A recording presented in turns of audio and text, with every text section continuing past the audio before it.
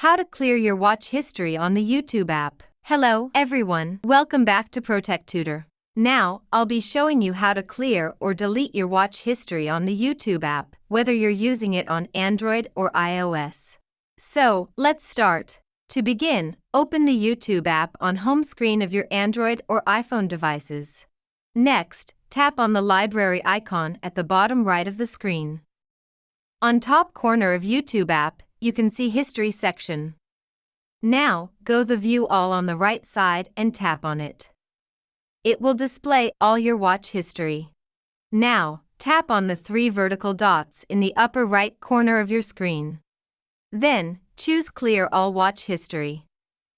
To confirm your action, just tap on Clear Watch History in the pop-up dialog box. Now, all watch history have been cleared. The list has no video. It's that easy. If you found this tutorial helpful, please give it a thumbs up, and don't forget to subscribe to Tutor for more useful tips and tricks. Thank you so much for watching. See you in next video.